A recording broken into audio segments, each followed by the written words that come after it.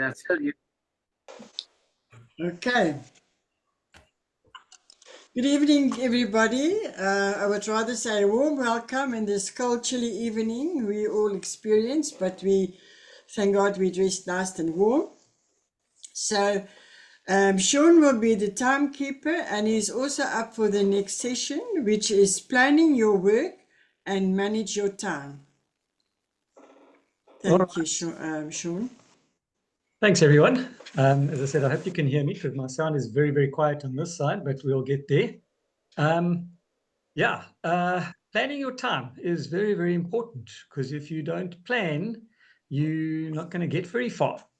And especially if you in a lifestyle like mine where life can get a little bit hectic and I can expect phone calls any hour of the time of the day or night. One has to be prepared. So you need to plan your day and plan your business around your day. And I've had to learn to do that in a slightly different way. My hands are always full of stuff. So carrying a diary around just doesn't work for me because it's just something extra to carry. So my diary is electronic, as most of you know by now. And I've recently picked up a little tip, and I'm going to share my screen and show you a little bit on this. And they call it the power hour, where you set aside a dedicated time to do your business. And you do it in an hour because it doesn't take much longer than that. Obviously, you are talking to people during the day, but if you don't always have that opportunity, you don't get out and about. Obviously, I don't like to talk to my patients about business while I'm busy with them because it just doesn't work. But there's times before, there's times after, there's, sorry, sometimes there's a lunch break that I get. Not always a long lunch break, but you squeeze in the time when you can. And I'm going to share my screen and just show you two things that I'm using at the moment to keep me on track. Let's just lose this thing over here. And can you see my screen? Try and lose this. Yes. Yes, we can. So one of the things is a thing called get rid of that. A 1 a day consistency challenge. This is something that I've been using just to try and keep me on track a little bit at the moment. And you mark off as the day goes by. So you spend 15 minutes of personal development every day. And I start my day off with that. So it's my quiet time, and it's me. This thing tells me the meeting's going to end in 10 minutes. That's my quiet time, and it's listening to podcasts and things on the way to work, etc. Just an aside over here, if this meeting bombs out, we will come back on again, but it's telling me that our time is short already for some reason. Try and make one new connection a day, whether that's in person or whether that's via social media. Have one new conversation a day, again, in person and or social media. And invite one person to look at a product or a business presentation. And then you follow up. And all of that, so from the 15 minutes of personal development, the next few things can be done in about 5 minutes. And you do that every single day. And a few other things to add on there, if you can, is 20 minutes of exercise per day.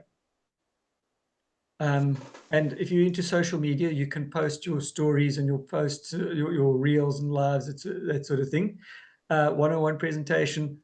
All of this should not take more than about 15, 20 minutes. Now, the power hour, just move this out of the way and I can show you this. So as I said, they call this a power hour.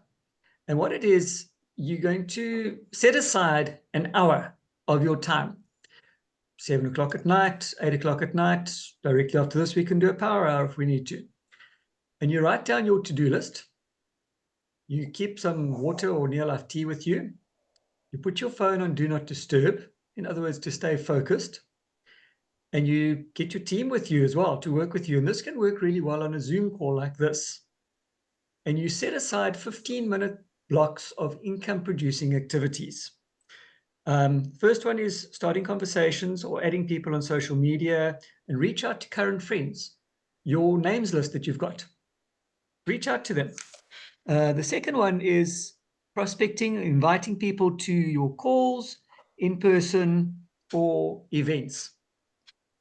And the third one is 15 minutes of follow-up with people that you gave info to and current distributors or members, team members, basically. And then if you're into social media, you can spend 15 minutes of social media content, not scrolling through it, creating it. And a power hour is you're setting aside, as we saw now, 4 blocks of 15 minutes of income producing activities, not scrolling through Facebook or Instagram or whatever it is, or watching TV or whatever, actual income producing activities. Before you start your power hour, you write a list of what you will accomplish in that time. I will speak to 10 people, 5 people, 3 people, whatever. Have a beverage with you. It just helps to lubricate the vocal cords. Put your phone on do not disturb, so it's not ringing or sending messages or anything like that. And get your team to work with you. This lady who put this particular one together says what works for her is first thing in the morning while her small children are sleeping. And then she suggested when she was in nursing school, she did before or after class. I could do it after work. I can do it before work. Anywhere where you have the time to set aside. And if you have to do it in 2 half-hour sessions, that's also fine. If you get onto the Zoom calls on Mondays and Fridays, or in our case, it'll be on a Tuesday and Wednesday, we can do that. We can set aside another Zoom if needs be. If anybody else wants to get together and do a power hour, we can set up a special time for that if you want to. And first thing is you're going to be starting conversations with new people or continuing conversations with people that you've spoken to before. This is either in person, making a phone call, or messaging, or via social media. You can add friends on social media and reach out to say hi to your existing friends. If you've ever looked at your social media, check and see how many people you know there and how often people are suggested to you who look familiar. And in my case, it's quite weird because I haven't seen these people for ages, and all of a sudden this suggestion comes up and they're friends of a friend of a friend. Reach out to them, contact them, start a conversation. Don't go out and just present everything to them. Just be a friend. Reach out to your friends and family to see how they're doing. Simply, hi, how's it going? How are you doing today? Conversations lead to changed lives. So you can start conversations anywhere. I know John's very good at starting conversations pretty much anywhere. In the park, grocery store line, people knocking at your door, wherever, people knocking at your window while you're driving. But the important thing is to stay on time. You set a timer for that 15 minutes. And then you're sending invites to events like join us on a Wednesday, join us on a Tuesday, health talks, or watching links. So send somebody a copy of the talk that we did last night, for instance. And that way you can reach out to them and spend time talking to them. Asking questions like, if I sent you this link, would you watch it and let me follow up with you? And then you put dates on your calendar for hosted events. We know Tuesday and Wednesday, but don't forget, next week, Monday, there's presentations that are happening live, Joburg, Cape Town, Durban, Bloemfontein meetings, our Zoom calls, all those sort of things. Book it on your calendar. Mine is electronic, so it reminds me all the time. Set a timer for 15 minutes and follow up messages to people who you have already given information to, because follow up is very, very important. And follow up with your inactive customers and active customers. And then you can also spend 15 minutes creating social media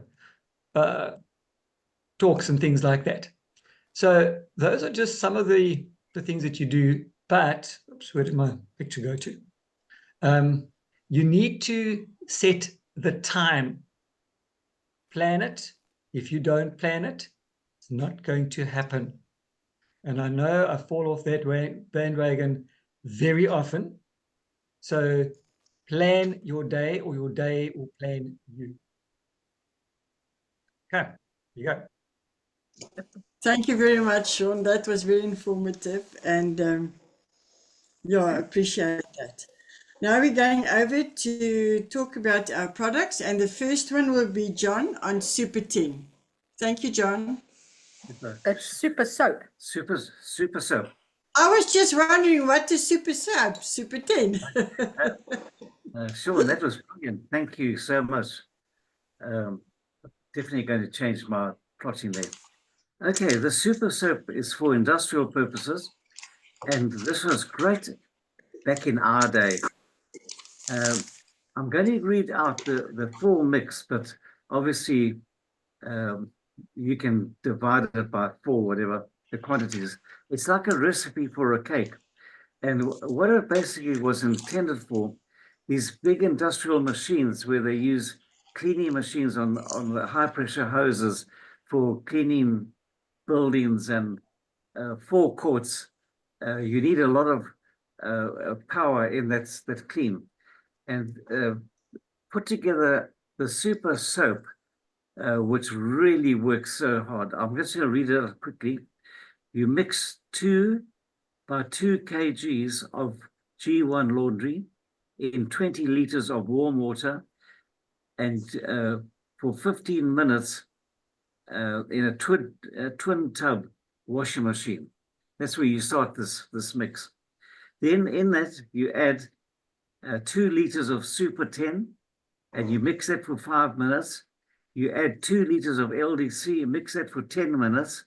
Add 1 liter of Carpet Glow, and mix that for 10 minutes.